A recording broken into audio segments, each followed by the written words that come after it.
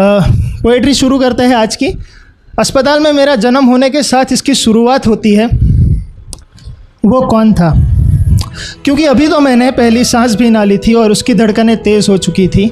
मेरी पहली किलकारी सुनते ही पूरे अस्पताल में मिठाई बट चुकी थी।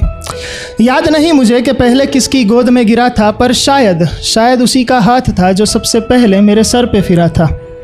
हाँ, खाने के वांदे थे हमारे घर में, पर फिर भी खिलौने सजा रखे थे। अपने सपने बीच में ही छोड़कर मेरे लिए एफडी में पैसे बचा रखे थे।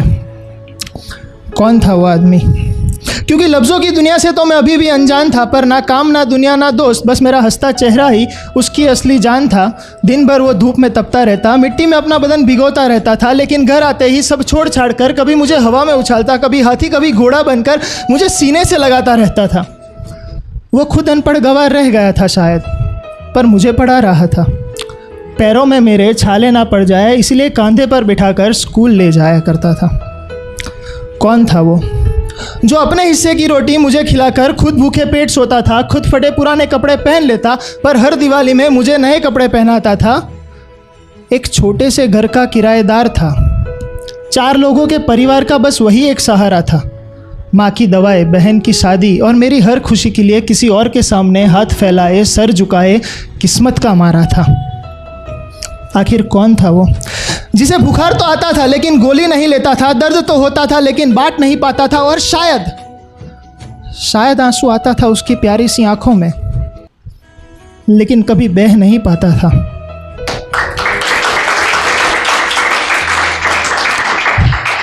आखिर कौन था वो जो मेरी जवानी के साथ खुद बूढ़ा हो रहा था? दर्द ने उसके पैरों को जकड़ रखा था, पर मेरे लिए भाग रहा था। जवानी मुझ पर चढ़ती गई, बाल उसके सफ़ेद होने लगे। जवानी मुझ पर चढ़ती गई, बाल उसके सफ़ेद होने लगे। जो अब तक मेरी आंखों के साथी थे, आज वही आंसू उसकी आंखों से रोने लगे। घुटनों से लेकर चलने तक का सफ़र मैंने उसके साथ तय किया। घुटनों से लेकर चलने तक का सफ़र मैंने उसके साथ तय किया था, लेकिन अब जवानी मुझे दौड़ने के लिए कह रही थी और वो मेरे साथ नहीं दौड़ सकता था।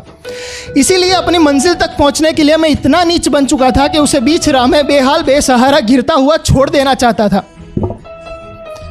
आखिर भूल जो गया था, कौन था वो? क्योंकि अब पैसे जो कमाने लगा था तो उसकी हर नसीहत मुझे गुस्सा दिलाती थी, और बेटा सब ठीक तो है ना? उसकी ये हमदर्दी भी मानो मेरे सीने में आग लगाती थी। वक्त ने करवट बदली। आज तक मैं किसी का बेटा था, अब मैं भी वही आदमी बन चुका था। वही सपने, वही ख्वाहिशें और वही छोटा सा चेहरा मेरा खुदा बन चुका था। इससे पहले कि मैं अपनी गलतियों का बोझ हल्का कर पाता, वक्त ने एक बार फिर अपनी ताकत दिखाई, ताकि वही वक्त मुझ पर हंस पाता। और अगली सुबह मेरे माथे की सबसे मजबूत छत का हर एक पन्ना खाक बन चुका था, क्योंकि वो मेरा बाप था।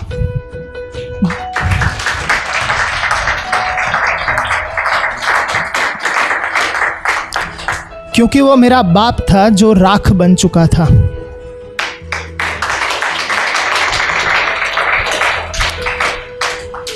ये एक मैसेज उन सभी के लिए जो इस वक्त मुझे सुन रहे हैं कि संभाल लेना उन लड़खड़ाते कदमों को जो आज छड़ी का सहारा लेकर चल रहे हैं। क्योंकि याद रखो, कल तुम्हारा बेटा भी समझदार होगा, और अगर नहीं कर पाए अपने पिता से सच्ची मोहब्बत, तो वही बेटा इन्हीं लफ्ज़ों का हकदार होगा। और दुआ करता हूँ वो लम्हा तुम्हारी ज़िंदगी में कभी ना आए, क्योंकि उस लम्हे का हर एक कतरा बहुत ही दर्दनाक होगा। लेकिन वक्त अभी भी बचा है तुम्हारे पास थोड़ा सा, क्योंकि कल इसी वक्त का हर एक लम्हा तुम्हारा कर्जदार होगा। और ज़रा सोच के देखो, आज तो वो तुम्हारा बाप है, कल अगर वो ना रहे तो क्या होगा?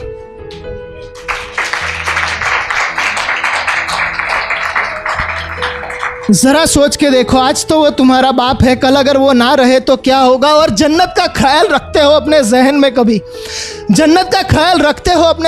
कभी, तो याद रखो कल तुम्हारा भी यही किरदार होगा।